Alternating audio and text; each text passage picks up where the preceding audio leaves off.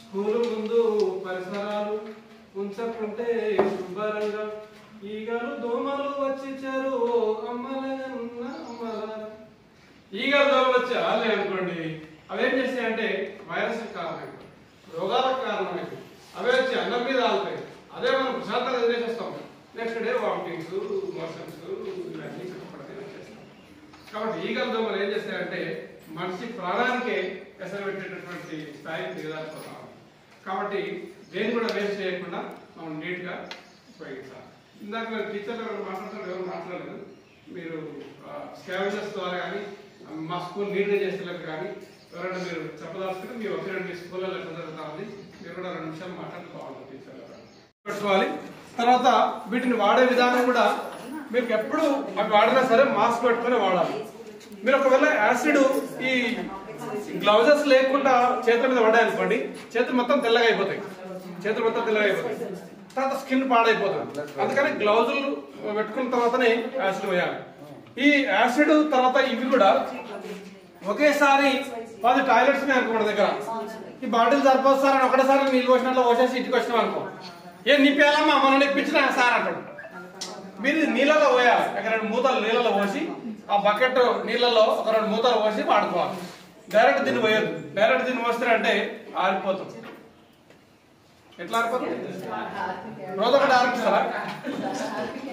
ఆర్పికి వాడితే ఆరిపోతాం. రోజొకటి వాడద్దు. ఇది బకెట్లో పోసి వాడుకున్నాను. తర్వాత ఇది కూడా అంతే బకెట్లో పోసి వాడుకోవాలి. యాసిడ్ మాత్రం చాలా జాగ్రత్తగా మీరు వాడాలి. తర్వాత పిల్లలకు అంతపడ్డ పెట్టాలి. దాన్ని మీరు వారానికోసారి యాసిడ్ ఈ 2 పోసి క్లీన్ చేయాలి. నీళ్లు వేయడం మాత్రం రోజు పోసి టాయిలెట్స్ మాత్రం క్లీన్ చేసుకోవాలి. యూరినల్స్ మనకు కుండీల దగ్గరనే మనకు వచ్చేటటువంటి పేరు. నేను చెప్పాల్సిన అవసరం లేదు. స్ప్రే కొట్టి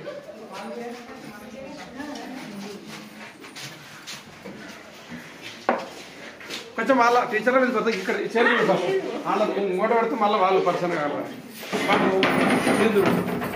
స్ప్రే కొట్టి ఊడ్చుడు మొత్తం అయిపోయినాక వచ్చింది మీరు.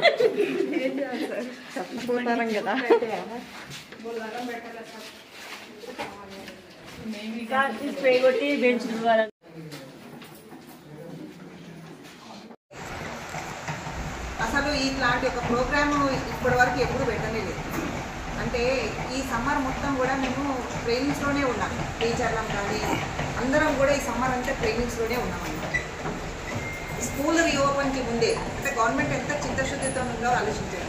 స్కూల్ రీఓపెనింగ్కి ముందే టాప్ టు బాటమ్ అందరినీ కూడా వెల్ ఎక్విప్డ్ చేసి అన్ని విషయాలు బాగా తెలియజేసి పంపించాలి అనే సదుద్దేశంతో ట్రైనింగ్ పెట్టడం జరిగింది.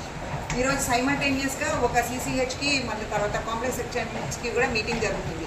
మళ్ళీ ఆ CCH మీ కాంప్లెక్స్లో ఉన్న CCH వచ్చి మళ్ళీ మీ అందరికీ కూడా అంటే CCHలో అయితే ఎవరైతే ఉన్నారో కుక్కం హెల్పర్స్ వాళ్ళందరికీ కూడా మళ్ళీ వాటర్ బెంచీలు కుర్చీలు అన్నీ చూస్తాము. వాటర్ పెడతాం, చేతులు కడుక్కోవడానికి టీచర్లకు వాటర్ పెడతాము, మెట్లు జాడ కొడతాము. రోజు మళ్ళీ నీరు పోసి మెట్లు కడిగేస్తాం, ముందు కూడా వేస్తాము. వాటి మీద బయట ఏదైనా గడ్డి ఉంటే తీసేస్తాము.